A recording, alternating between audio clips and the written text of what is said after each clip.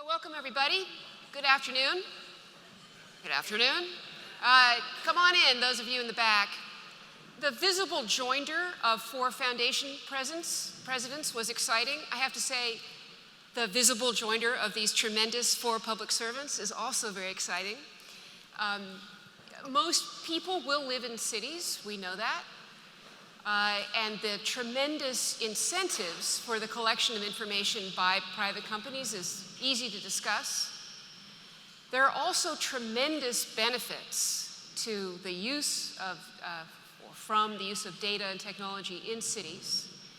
And these 4 tremendously gifted local government generalists, so they're all in technology, but they have a seat at the policy table, have a lot to share with us about the potential for action that helps people's lives and the occasional asymmetries under which they operate.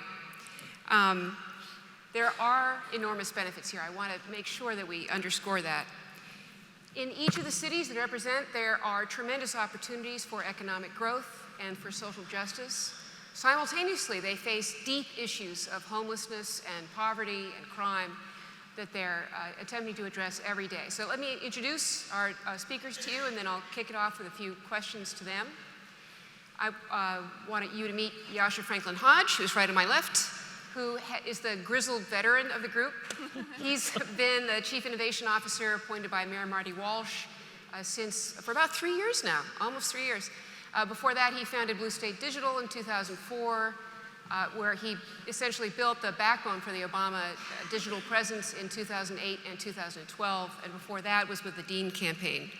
James Hardy, 2 over, from Akron, is someone with a deep background in both education and public health. He was elected to the school board in 2005 in Akron and has also served in community health operations. He's now chief of staff to their new tech-savvy mayor, Mayor Dan Horgan. So tremendous opportunity for him in that role. To James's right is Shireen Santosham, who is the Chief Innovation Officer for San Jose, which, as her mayor, Sam Liccardo, says, may be the 10th in size in the nation, but the first most interesting, most extraordinary city in the nation.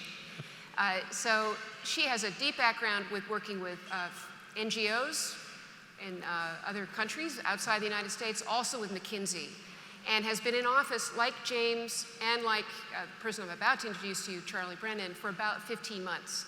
So 3 years here, 15 months for the other 3, and a lot to share with us.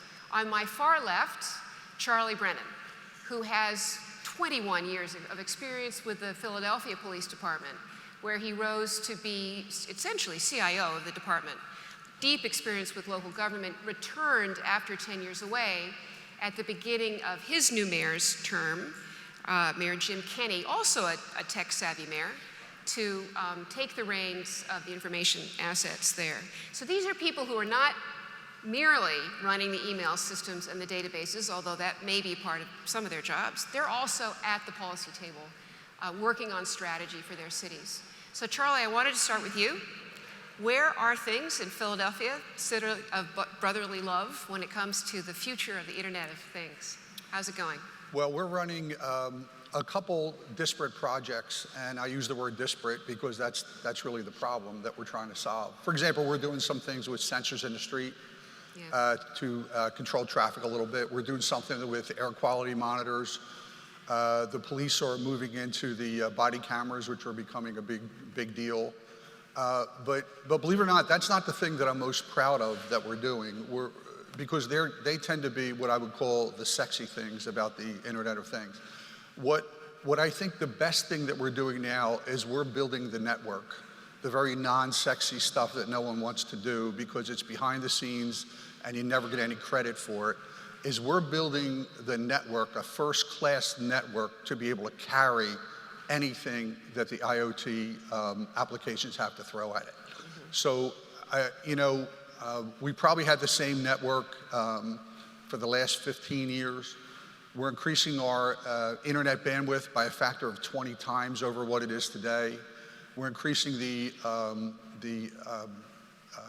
capabilities between about 225 city buildings, 5 times over what it is today. And what was kind of interesting about that is that we did that as a result of a provision in the cable franchise agreement.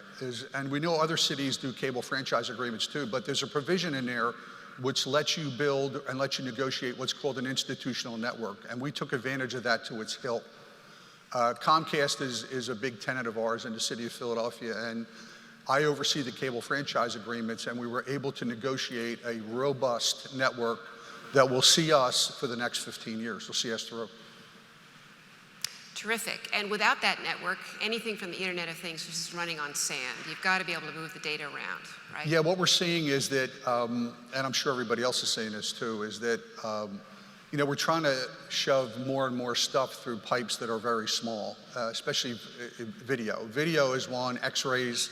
We're seeing our health department wants to send X-rays over, and they're pretty big. I'm not an X-ray expert, but I know they're big files. But the video files are just not moving at all. I get complaints from the police, your system is broken because it's not moving these files, but they're essentially trying to push 50 gigabyte files through a straw. It's the size of a straw, and we're going to make it like a big tunnel is what we're looking for to be able to move those files around. So that's really the challenge, and that's really where we're headed. Now, without revealing any confidences, I will tell you that all 4 of these people said they were holding a lot of meetings with vendors. There's tremendous asymmetry. Actually, without tremendous resources inside City Hall, a lot of companies come to meet with these cities. So James, how are things going with your Internet of Things deployments? So I think Akron is in an interesting place. I always like to say the city of Akron is your quintessential middle America, medium-sized city. So IoT has to work there if it's going to be something that catches on in a healthy, positive way across the country. So we are really looking at it from a strategic perspective right now. We want to take a step back and figure out a lot of our own answers to the questions that were raised even this morning.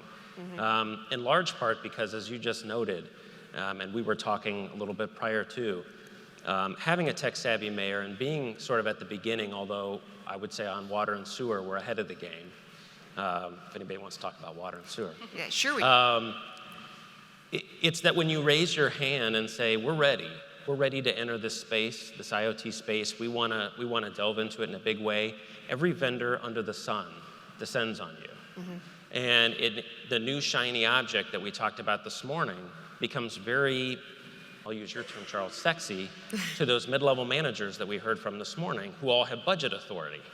So from a mayor's office perspective, what we want to do is try and take a step back. I think where Akron's at is we know we want to get into this space, but we want to do it in a responsible, healthy way that looks at the investments we make, really have to fit into 2 categories. Our mayor says often, if it doesn't provide valuable data to us as city managers to actually improve services for folks, whether that's repair the water main before it actually breaks type of level of data, and if it doesn't provide some sort of demonstrable benefit to our residents, our customers at the end of the day, we shouldn't be doing it.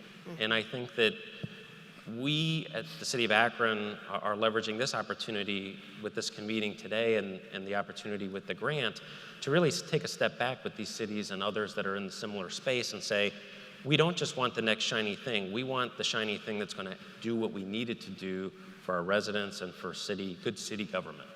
Your platform approach and your mention of water makes me want to ask, so what do you know about water? What's happened there? Sure. Talk to us about that. So without any real strategy, we jumped into the IoT space through a massive $1.4 billion sewer construction project that we're currently underway in the city.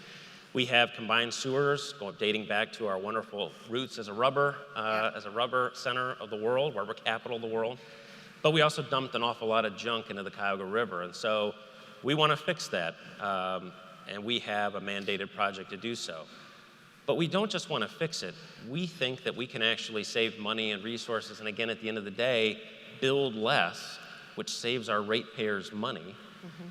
by leveraging our entire system as a storage tank. So we're actually, I think, ahead of the game in terms of water and sewer infrastructure in Smart City, because we've leveraged our partnerships with South Bend and University of Notre Dame and started to look at these real-time system controls that use sensor technology to really help our city managers, again, have the data and the algorithm predictive modeling to know where it's raining, how to leverage the sewer system, and actually use it as a storage basin so we don't have to build as much, which means we don't have to spend as much, which means our ratepayers don't have to give us money out of their pocket every month as much.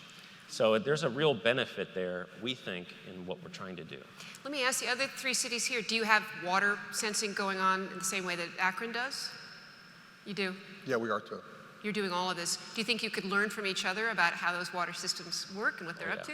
Absolutely. Yeah, interesting. So Shireen, this is a theme I want to develop here. Tell us about how things are going in San Jose. We hear a lot of talk here about strategy, need for platforms. Is that similar to what you're confronting in San Jose? Absolutely, and I think, just taking a step back, people often ask me, what is a smart city? And there's a million definitions out there, but I would say it really should be technology for the people. Mm-hmm. And so in San Jose, we're really trying to take that kind of values-based approach to this. And the conversation about sewers and about networks is because what is happening now is that IoT is one piece of digital infrastructure. Mm-hmm. And we should be talking about this as essential infrastructure for cities of the future. And we are the largest city in Silicon Valley. We're a city of about 1 million people. We're set to grow 40% by the year 2040. Mm-hmm. It's an additional 470,000 residents.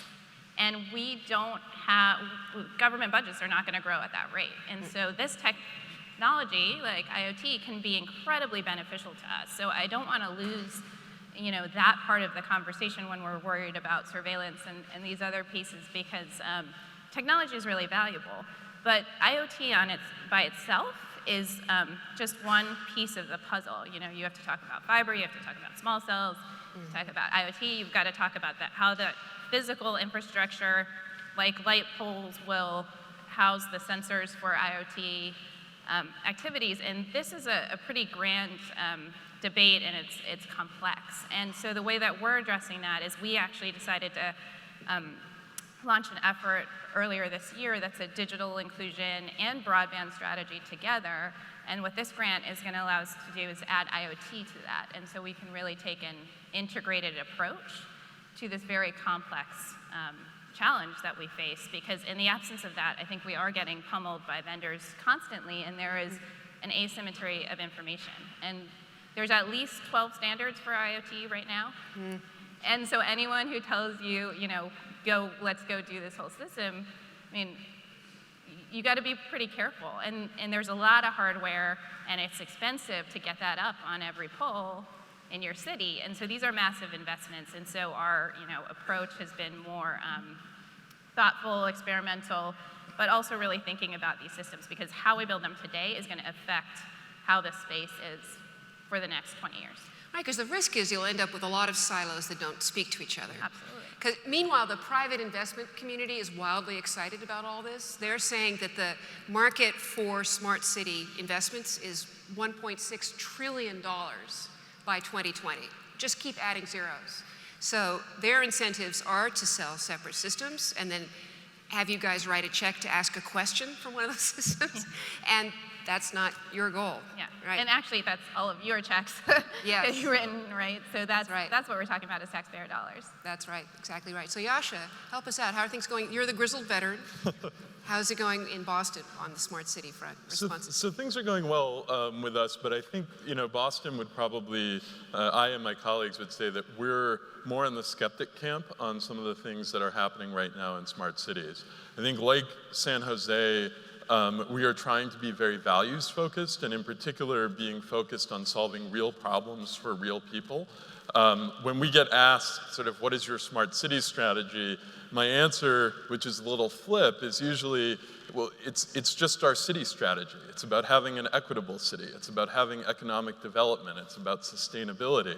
because if I'm developing a smart city strategy that isn't directly tied to those real needs and challenges we have as a city, then I'm not doing my job. I'm off here in this sort of technology ivory tower. So we released a Smart Cities playbook that sort of outlines some of the values and some of the questions that we're really trying to wrestle with as we think about how to approach smart cities technology. But in addition to values, we're also really trying to think a lot about value in how we put together pilots and how we do test projects. I say somewhat jokingly, we're in the juicero juicer phase of the smart cities movement right now, where there's sort of this huge industry incentive to take everything that exists in the city and figure out how to upsell some technology on top of that thing. And oftentimes the question is not really answered about how that technology is going to deliver real and meaningful outcomes for constituents. I've sat across from very large vendors in this space who've said things like, well, our job is really just to give you a platform and a bunch of sensors, and you figure out where to get the value out of it. And then you ask them sort of like, okay, what's this going to cost? And they're like, oh, that's, we're thinking a $70 million rollout. And I'm going, wait a second, that is not a good place to start a conversation with a cash-strapped city. So what we're trying to do is identify pilot project opportunities that allow us to really demonstrate value that are rooted in real and specific initiatives that we have. We know we can get kiosks on the street in Boston, but if we're going to do a kiosk project, we want to tie it to specific digital equity goals that we have. We're doing a pilot project right now working with Verizon it's tied to our Vision Zero initiative, where we've instrumented a specific intersection in the city that's very crash prone, and we're capturing all sorts of data about interactions on the roadways, but with the specific goal of testing interventions to help us understand whether this kind of sensor apparatus that can tell us things like cars blocking bike lanes and pedestrians crossing against the light and cars cutting off pedestrians on turns. We're trying to answer the question as to whether this technology can actually help us make the street a safer place. And so we've done this technology project in tandem with a larger initiative that is focused on a specific goal of the city to eliminate traffic fatalities and serious injuries on the roadways of Boston. And so that's really our philosophy on this. We have a project that we'll be kicking off shortly that Knight is supporting, which is focused on beta blocks, and that's really this idea of how do we make city infrastructure available for people to test new things in a way that is community inclusive. Because I think that's one of our other values that's often sorely missing from smart cities conversations, is how to bring the community into the discussion about what to build, why you build it, how you address privacy issues. So we're trying to create an actual living laboratory for those conversations and those interactions to take place so that it can guide our strategy going forward. It's exciting. And Charlie, I want to return to you because you've had a lot of experience in city government. Mm-hmm. And listening to Yasha talking about pilots and ways that Boston is moving forward, how do you figure out what to start with the Internet of Things? How do you prioritize? We also are approached by pilots, I would say, weekly. Sometimes it seems like daily. I'm actually very wary of pilots, and we are very selective about what we do. I know this will come as a shock to the audience, but there are some vendors who believe that a pilot gives you entree into the whole business of the city and you don't have to go through an RFP process. Mm-hmm. And that's what we kind of watch for. So we do experiment with pilots, but we're very, very careful when we do that. As far as like where we're going to go, after years of deep thought on this issue, I've come to the inescapable conclusion that not everyone thinks like me.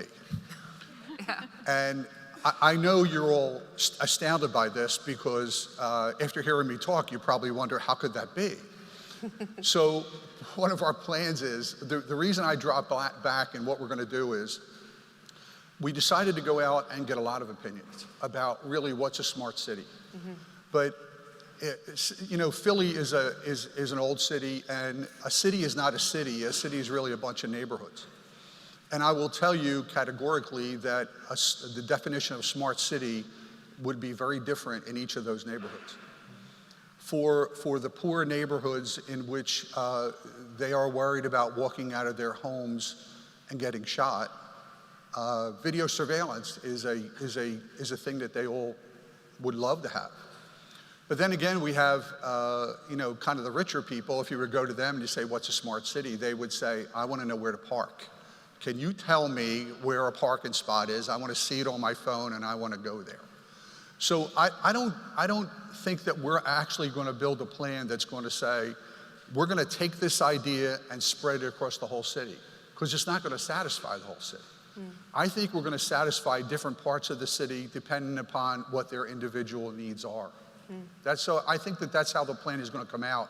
But right now, we have an RFP on the street, and the RFP is basically saying to a consultant, can you help us figure this out about what we need? We've already reached out to, again, a lot of people don't think like me, the business community, the educational community, the civic groups. We've reached out to all of them, and we said, we want you to be part of this process. And the culmination of that is really a Smart City Summit conference we're going to have in October in the city. So that's kind of the culmination of the plan and the end, and try to get input from everybody. And I'm sure that right now, if I told you what it was, I would probably be totally wrong.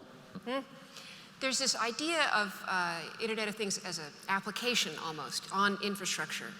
But what's the basic infrastructure that you think your cities need in order to carry out your strategy? Let me ask James, what do you need to have in place?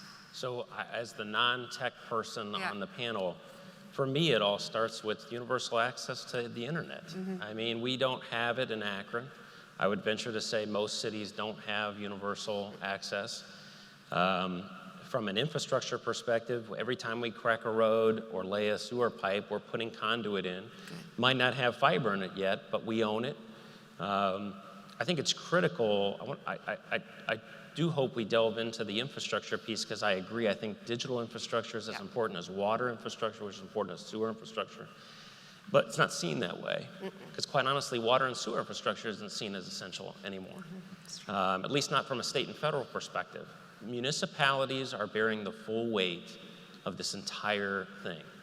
I mean, it doesn't matter whether it's IoT infrastructure or your basic legacy infrastructure pieces, it's all on us now. And so we have to think about digital infrastructure from the same perspective. Where do you start? I think you start with making sure all of your citizens can access reliable broadband, internet access, and then from there, I think we have a responsibility to protect the access almost as a public utility. We were having a conversation about small cell technology, fantastic technology. In Ohio, where municipalities are now battling a large tech giant who has worked a bill into the state legislature to take away the right-of-way and use it for corporate purposes to put the technology up. And it's under the guise of, well, this is a public good. We're expanding the network. But are cities able to reap the benefit of that, not necessarily even from a monetary perspective, but from a protective role that we have for our citizens? So being the non-tech person, I guess I would think about it more philosophically to say it should be treated, digital infrastructure should be treated like any other municipal utility that we operate. But unfortunately, we at the city level are on the hook for it all now. The states and the feds have, for the most part, backed away from funding and from helping us do those certain things. So there's significant challenges in taking that philosophy to its full extent. I'd like to dig into that. There are more than 20 states where bills have passed or are pending that would remove from cities the ability to control their own public rights-of-way, really remove your ability either to charge for it, but also to design it and control who gets, whether it's a neutral point or whether one actor can control that streetlight or whatever it is. It's a political battle going on that's invisible from Americans. Now, Shireen, you have a lot of experience in the mobile world. So if you were, queen of the entire situation, what powers should cities have, and how can we work together to ensure that that city power remains in place? Well, I think first, the public right-of-way is infrastructure that was built with taxpayer dollars, right? And in order to use that infrastructure, companies should pay rates, reasonable rates on that infrastructure to be able to use it. And for cities, one of the things that we've seen, which has been touched on, is that so far, with the systems that we have, if we let private sector investment go forth, it tends to invest in areas that are the most profitable, as perhaps they should, because they are corporations. And as cities, we incentivize build out of infrastructure in areas of the city that we need it, and laying additional conduit and fiber. And that, should be preserved and is an essential tool for you as residents of these cities to get the infrastructure that you need. And so this sort of large-scale battle that is happening is going to be, I think, a long conversation. I will say that. And if we want to get the point of full digital inclusion, the way to do that is not to take away the rights of local municipalities and, frankly, local residents in determining what is best for their communities. And is there now an organized city voice on this issue, Yasha? Not yet. We'd like to organize one, and we need some help in doing that. I think you have all of these cities who are wrestling with issues of access to infrastructure in a different environment. Some cities own their streetlights, but not their utility poles. Some cities own none of it. Some cities own all of it. You have different state-level regulations. In some places, like Massachusetts, cities are fairly empowered. In other places, cities basically have no authority to regulate these things.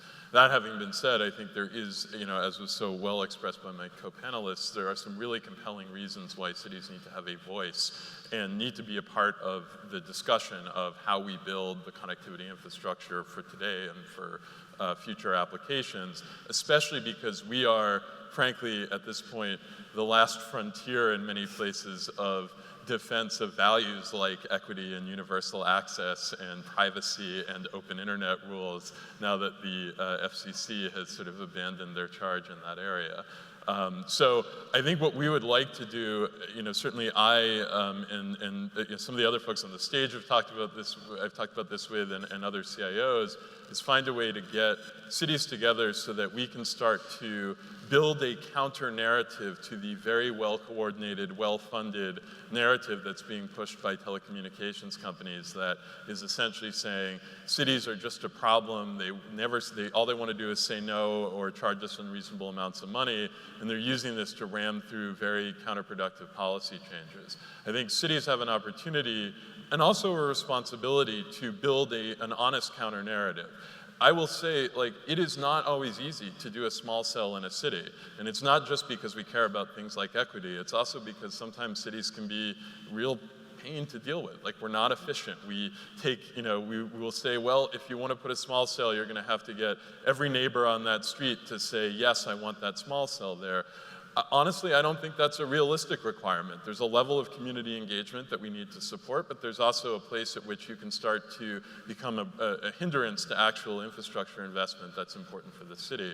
So I think for us as cities with shared priorities to be able to develop a shared agenda that says, look, we're going to commit to building processes that are predictable and fair, but we're also going to stand up for the values that are most important to us around promoting competition, equitable access, and so many of the other things that are important in telecommunications. I think we can do that, but we as cities need to organize. Charlie, when you entered in on this new job, who did you call in other cities? How did you learn about how other CIOs were approaching questions like this? How does this work? Well, there's a CIO group in the state that I've hooked into, but it really wasn't very helpful. And the problem with Philly, where Philly stands, 1.5 million people, is that there's very little to compare us with.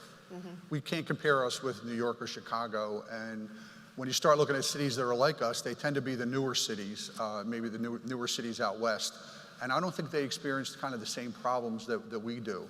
So I run into that problem of, who's like me that I can talk to, and I can't quite find anybody. Well, look at Shireen. She's got 1 million. Yeah, I know. I actually looked up the I didn't know you had that many people. Well, yeah. That's great. I will definitely be talking to her. See, right. And also the metro area. There's some. Akron may have just 200,000 people in its area, but as a metro, it's 700,000. Absolutely. So, in fact, all three of you are in fact, all four of you are, in a sense, of a size. 5 million for the whole metro area, 645 or whatever it is for Boston itself. You're all kind of mid-size in your way, and maybe could share information and organize this way. Because I do think, well, I'm the moderator, so I'll slow down and not express so much of an opinion. But there is a real opportunity, I think. Like if the four of you plus, let's say, 12 of your colleagues known to you were able to spend a day together, would that be useful to you? Yeah, very much so. And I think you're hitting on something important about the changing role of technologists in government. You know, there's very established institutions for people who manage IT systems, right? And there's plenty of places that those folks can get together, but I think everybody on the stage is in a role that has a technology component, but it also has a strategic component, and it has a component that ties to policy, and it has a component that ties to the sort of, you know, how do we do business as government in the 21st century, delivering digital services using data and IoT. And that's a really new area that the legacy institutions are not creating the right kind of support networks around. And I think we have to start to build some of that infrastructure, both in terms of getting people together in rooms to talk about these issues, but also some of the supporting research and writing and publishing that will help support people who are doing this job in cities big and small. Yeah. Oh, yes, Shereen. Oh, I was just going to say, and it is sort of organically happening already, and through partnerships like this, NetGain are so essential to bringing us together and helping us share and be able to, frankly, fight some of the fights together against some pretty moneyed interests. And I think also there's a few organizations, there's the Metro Lab Network, there's Bloomberg, What Works Cities, that has pulled together a lot of cities that has been very helpful. And I think those coalitions are going to be really important going forward. And James, are silos an issue inside Akron city government by any chance? Does that ever happen? Do people not talk to each other internally? Yeah, I was going to say, that's a serious question. Absolutely. I mean, I think that, I would echo that we have a responsibility as cities to break down our own silos. We need to make it easy for well-intentioned entities who want to do business in the city for the purposes of really furthering the city's goals, and as partners, we want to make it easier.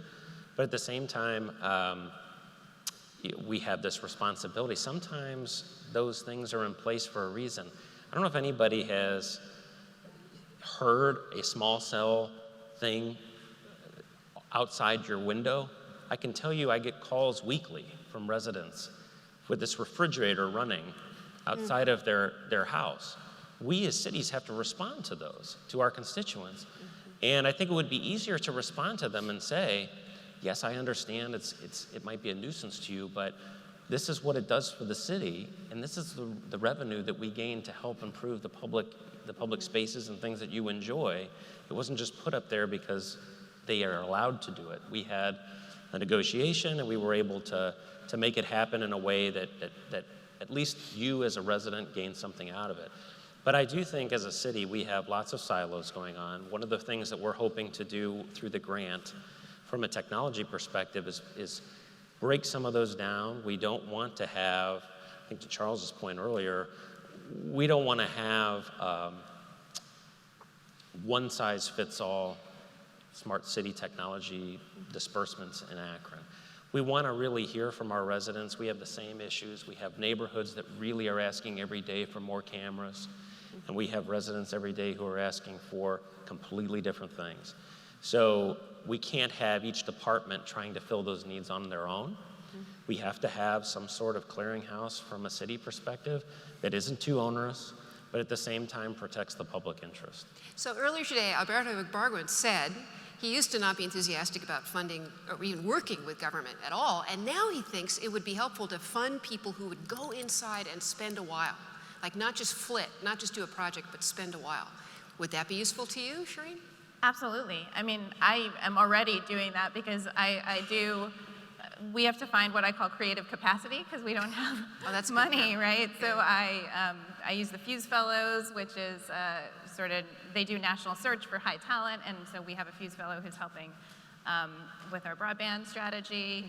I'm recruiting an HBS, Harvard Business School Leadership Fellow this year who will join in August, my team. And having those folks with those special skills not only helps with the technology piece, but sometimes the project management piece, the strategy piece. All of those things are really essential because you need folks who can go move across sectors. I mean, half of our job is translation, right? Translating the technology into things people understand and then translating it into policy. And educating folks. And the more bright minds we have working together in City Hall, the better off we'll be. If I could just add to that, I think there's huge value in having folks with technology skills go into government, partly because they can teach, but also because for them to deliver things that matter, they have to do a lot of learning first. And it's very hard to do that learning from outside. You know, we'll have people come with a product and they say, oh, this is perfect for traffic management. And you start talking to them and you realize they've never spent time with a traffic engineer who does this work every day. And they've come up with something that seems great on paper, but is completely impractical. So I think finding ways to embed people with technology skills inside of government organizations where they can go and sit with a traffic engineer, a fire dispatcher, a building inspector, and really learn not only the ins and outs of the job, but also the culture and the sort of tribal nature that exists within these different parts of government, and then help develop and bridge that gap with technologists who can build things that have that real on-the-ground impact for those people. There is a fundamental, and there's plenty of reasons for it, from silos to talent to all sorts of other things. But until we start creating those kinds of relationships in city government, I think a lot of it's going to be technologists and longtime civil servants talking past each other. Charlie, any comments on this? Yeah, I think whenever you bring someone in from outside, especially who's been outside a long time, you should have a defibrillator waiting for them when they come in. And because when they come in, they keep saying, like, how can this be? How can you even function? And after their heart stops and you shock them back, you kind of get them back into why government does what it does, because I think government is sometimes almost inherently inefficient. So when you see business, and I've been on both sides, and you come back into government, you really have to have a mindset. And as long as somebody comes in from the outside and you prepare them for the cold water shock that they're going to have, they can be useful. And if they're willing to stay for a while. I think they have to hang for a while, because I think people come in from the outside, at least in my government.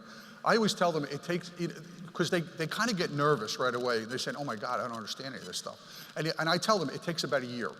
It really takes a year to kind of figure out what's going on. And after about a year, then it dawns on you, okay, I know this doesn't work well, but I got to work within the system to try to make it work. And in fact, those can turn out to be some of the most helpful voices because they've spent a little time outside and are adding that inside. Yeah. James, have you had any experience with that kind of inner outer role? People popping in and out? Absolutely. And my mayor is the first newly elected mayor in Akron in 30 years. And so you had a long-serving mayoral leadership that thought one way, and now you're, obviously, as most politicians do, you want to do the opposite in many ways. And so we have a lot of interested people who want to help the city.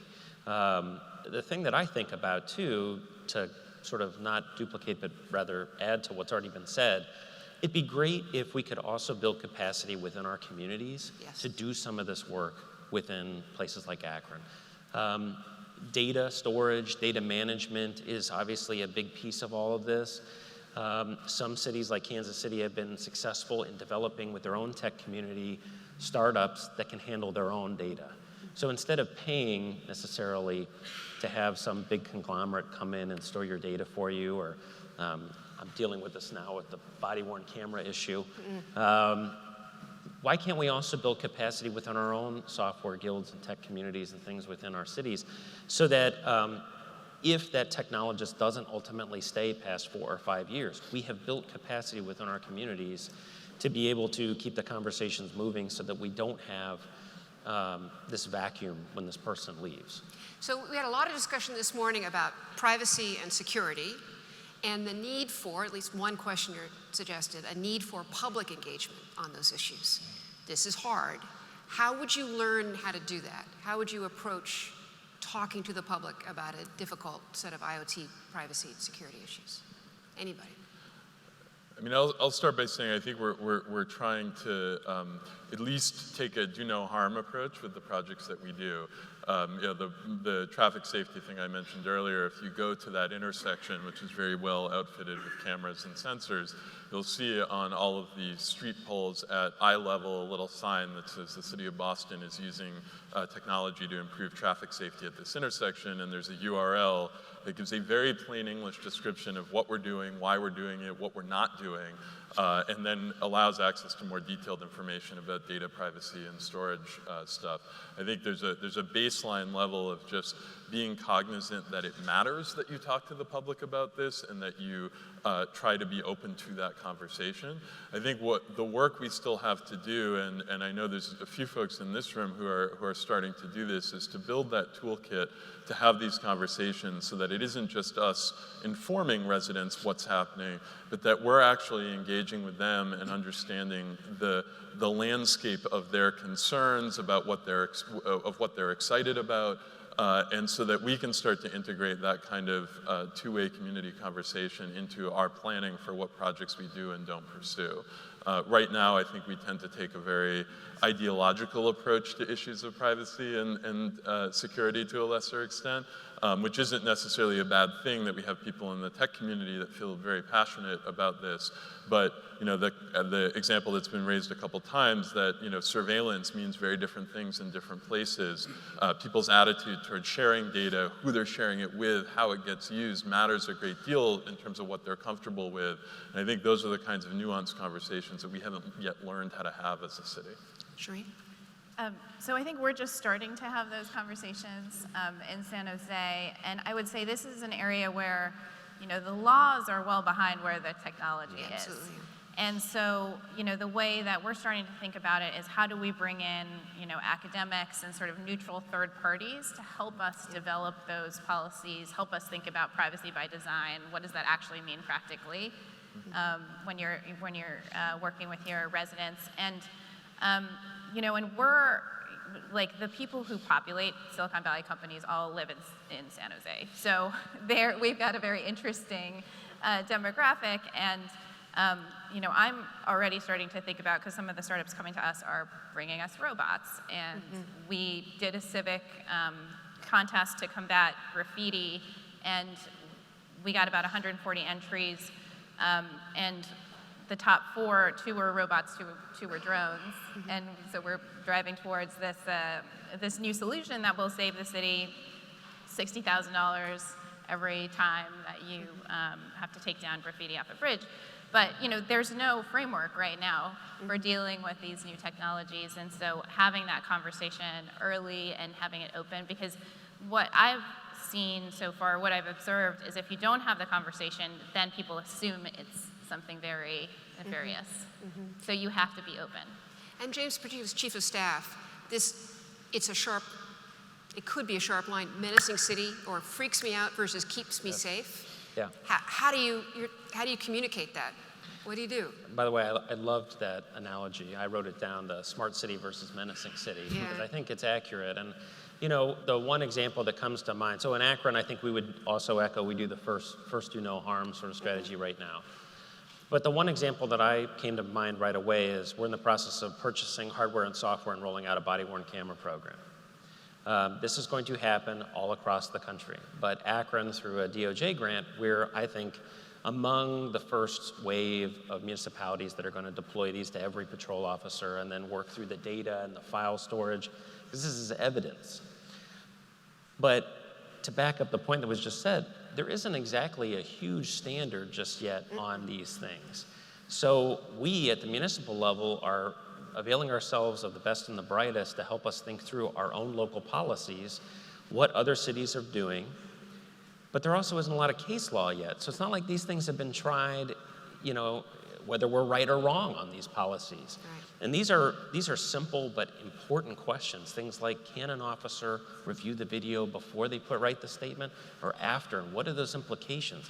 So as in my role as Chief of Staff, I have to look at the tech, but I also have to look at the policy and the politics of it. Because it's a great thing, I think, you look at the public surveys, enormous majority support the deployment of public or body-worn cameras. But we really haven't, from a community perspective, thought through the policy, political, and technological implications of just that one system. and then how it fits into the overall sort of smart city strategy that might be going on. So from Akron's perspective, I can see an echo where in my job, I have to balance the tech, the policy that goes with it, which in many cases isn't written, and the politics of it. So it's additional capacity, additional resources, information sharing. I have to say, as I go to many scrappy cities across the country and interview people, many of the problems resonate deeply. They're very similar, but you're heroes. All of you have no time to go around talking to other people and showing up on panels, except when you're grabbed. You know, you've got to get your jobs done, and some resources to expand your capacity seem to be a really good idea. Charlie, do you have any last thoughts on that? Yeah, you know, I was really kind of taken aback by how many speakers this morning talked about the privacy issue. Really, I mean, you know, complete privacy. But I think the one thing that we all share in common in this room is the reason you want complete privacy is because you're relatively completely safe. Completely safe in your work, completely safe at your homes. But I would venture to guess that everyone in this room would give up some of their privacy if you didn't feel as safe as you do. Just think after 9/11, how quick we were to give up some of our privacy after that. And as we get further away from 9/11, all of a sudden our attitudes change. So I agree with you, and I agree with what a lot of the speakers said. There is no framework now for, this privacy issue. But I do believe that the aggregation of data could serve a public good, especially if it is anonymous. For example, I even remember Google for a while. I don't know if they're still doing it or not. Like they could predict kind of where the flu was going to go. I remember I could see it coming to Philly, and I figured I better keep washing my hands. And when I touch the doorknob, use a paper towel, because it's coming my way. So kind of knowing those things is a good thing. But I do know that there's a tremendous concern about, and there will be more of it, about collecting data on you as an individual, or identifying you as an individual. But I think it's almost a balancing act. I will tell you that in my city, there are people that would give up all their privacy if they could feel safe. I'm going to open up the audience in a second. I want to do a little run of the table here for your top priorities for where additional money should be put. So Yash, I'll start with you. Where should it go? I think you have so many great experiments being conducted all over the country, cities big and small. We need help elevating the stories of those experiments, what worked, what didn't, and helping us learn from one another.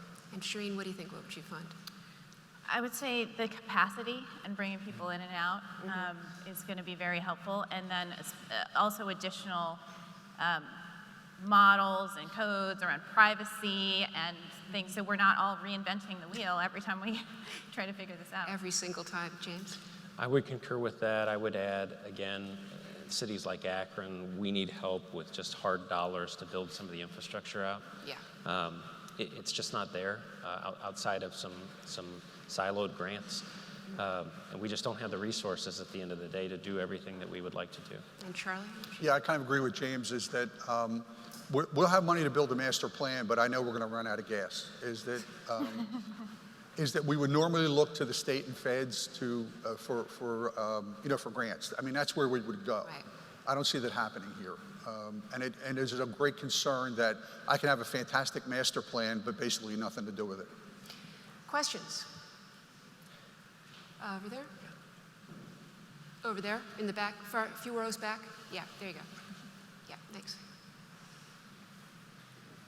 Hi, first of all, thank you. This has been a really good panel. I think when we look at the Internet of Things, and especially when it's paired with artificial intelligence, the benefits tend to start with the privileged and end with the underprivileged, and the risks do the opposite. They start with the underprivileged and they end with the privileged. So what is a single piece of advice you would give to each other to turn that such that when you're building these systems for your city, that the benefits start with the underprivileged and the risks, I don't want to say risks start with the privileged, but they don't start with the underprivileged. Shireen? Well, I would say, first of all, I'm not sure that we engage underprivileged communities in these conversations enough.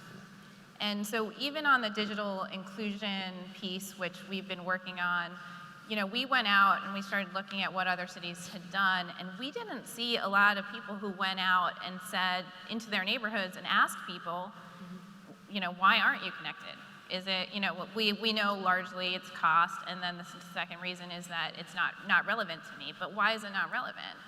And, the point is, you have to go out to those people and ask. And so we're actually doing a street level survey in 4 languages and going out into our neighborhoods and engaging them in that conversation and engaging the schools through our public library.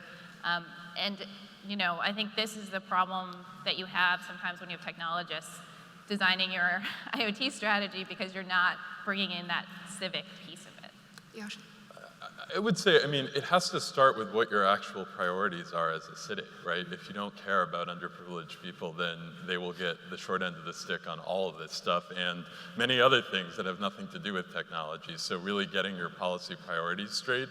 I think there's a real danger with some of this stuff of what I call sort of smart washing a problem that actually needs real investment, and instead we say, well, let's just throw some technology, fairy dust at it, and that's going to make it go away. It's like if people are getting sick with asthma in your neighborhood because the air quality is terrible, air quality measurement isn't going to solve that problem, right? You got to actually go build a park and plant some trees and think about how to improve things. So, I think ultimately it's making sure that the more closely aligned, if you have a progressive strategy, if you are thoughtful about equity and equitable access, and then you align your technology very closely with that strategy, I think you can avoid some of those pitfalls. Jane? Yeah, my 2 things were we need to stick to our guns and stick together. So, we as cities have to fight for other cities and also share, just like this wonderful idea that I want to steal immediately and go and do in Akron. The other thing is that, to your point, city issues are city issues, and we have to engage our residents one-on-one, in groups, in neighborhoods, about what's going on in their neighborhoods first. And then if there's a technological solution that could aid it, fantastic. But we can't approach smart cities by saying, we have the technology that's going to fix that. We are going to fix it. There might be a technology that helps.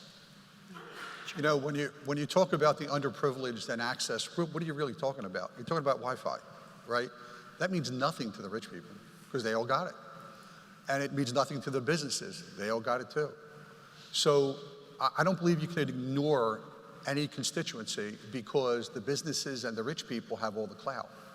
And if you ignore them, they're the ones who have to pay for the underprivileged to get what they need.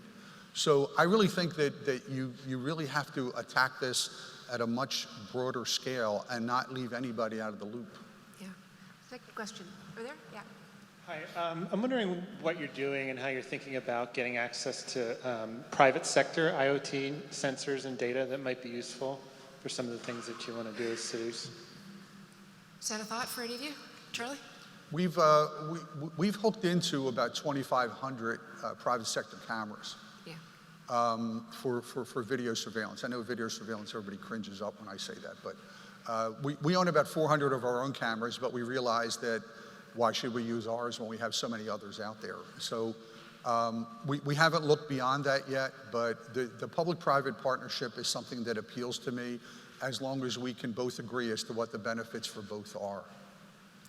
Anybody else? We've done some stuff with data sharing around transportation. So Waze had a pretty innovative transportation program, a data sharing program that they've since cut back quite a bit, but allowed us to get access to road speed data and run some interesting experiments. If we change policy in a given intersection or series of intersections, what does that do to traffic congestion in the city? I think the fundamental problem we always run into is that often what our interest is, and when we try to represent the public, is in conflict with the proprietary value that a third party sees from the data that they're capturing. We have a data sharing agreement with Uber, and it's been helpful in understanding where and how Uber operates in the city, but it has not been helpful for a transportation planning and housing planning perspective because they are concerned about giving us data at the level of granularity that would actually be useful because it's competitively sensitive to them.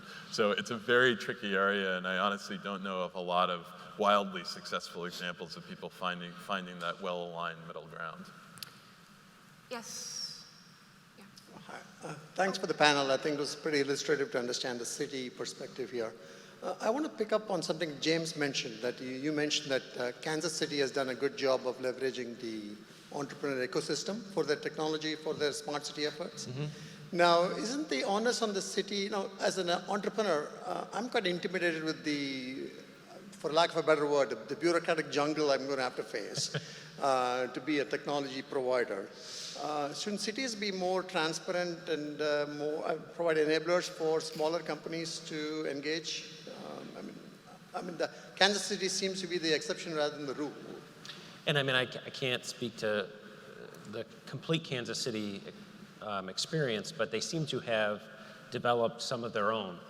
And so to answer your question, yes, I think all of us have said in various ways that while we may push back sometimes on sort of the vendor onslaught of wonderful ideas, we also don't want to be closed-minded and bureaucratic either. We have to find a balance. And that's where, again, I think this whole conversation around technologists and a city the size of Akron, having people that can translate what you need to what a civil servant needs to provide so you can move forward is critical. I've tried, and I would argue have had medium-level success in doing that in my year and a half. But it's proven to me that it's necessary. We have to protect the public interest, but also build up entrepreneurship within our cities. We don't want to hold that back. Last question over here. Oh, hi. I'm Ann from the city of Boston again. I was recently in Ohio, and the sort of new set of limitations on local control of the public right-of-way certainly seem top of mind for many people there. How does Akron think about this, and how do you see it tied, if at all, to action you might take on other things that impact your constituents as they use the internet? So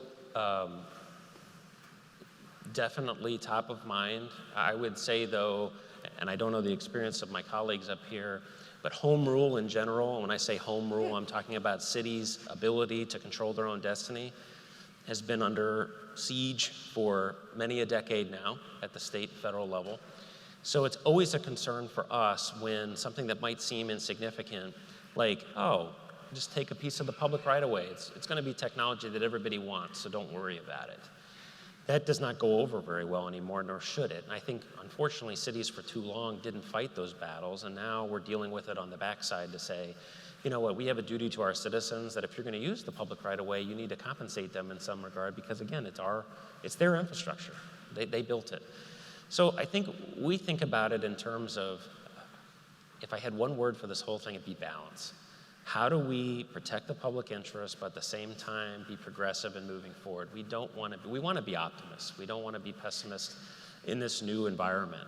But at the same time, I think we can't sell our residents down the river simply because a vendor comes in and says, you don't have to purchase anything. We're just going to put them up for you, and as long as you give us the right of way, your residents are going to benefit.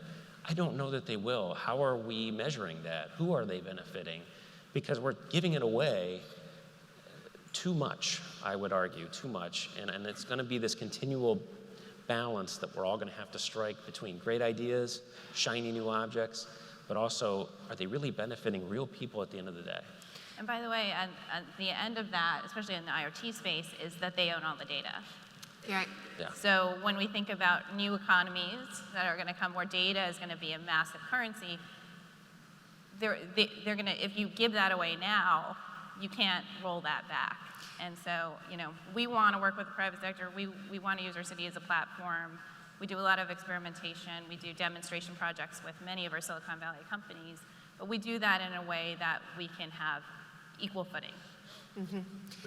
Go ahead. If I could just add a quick thought to that, one of the things we're running into as we think about data ownership and control is the intersection between the desire for ownership and privacy and the public records laws. So we've actually found ourselves in a few places deliberately ceding control and access to data because we are concerned about it becoming a public record and therefore exposing people to undue privacy risk. So this is, I think, there's at least a couple of lawyers in the room. This is, I think, an area of hopefully some exploration and some evolution of our legal structure so that we can maintain the goals principles of transparency that come in the public records laws, while also creating real protections for digital data privacy. So just a turn of the table one last time. If there's one thing you want people to remember from this panel, what is it? Charlie, what do you want people to remember? That big cities have unique problems, and you know, we're maybe a little different than some of the other jurisdictions you see, and we'd like to establish relationships that help us can solve the problems, because I know internally we will never get the funding to do the smart city things we need to do. Yeah, James. Everything that was just said, I would only add the balance piece, that cities and municipalities are in that very delicate space right now where states and feds have pretty much abandoned us from a policy perspective or a standards perspective and a funding perspective. So we're trying to do as much as we can for residents with very little resources, but at the same time balancing great ideas and fostering that ecosystem that make our cities thrive. We want our cities to thrive. Yeah. I'm optimistic about that, even after this morning's all good information. But at the same point, we have to be cognizant of the risks and challenges involved in that, but just know that cities know that. We're trying to work through it, but we also are in an environment where there's very little out there, and it's really each other that we have to get through it. That's terrific. Shereen, what's the takeaway? I would just say that, I think one of the speakers earlier said that governments are abdicating their responsibility, and that is not true at all. We are on the front lines, and we are fighting these battles, and frankly, we need your help in this process, because there's a lot of sort of cards stacked against us on the technology front, and we have each other, but we don't have kind of the investment in capacity, we don't have investment in knowledge, and we need some help and some frameworks. And I think, I'm so thankful for these kinds of forums that allow us to get some of that help. That's terrific. Yasha, last word. Smart technology and smart ideas is easy. We have real problems that affect real people. Focus your energy and your investments on the space in between those two things so that we can actually make this technology deliver real value. Please join me in thanking these four heroes for their work.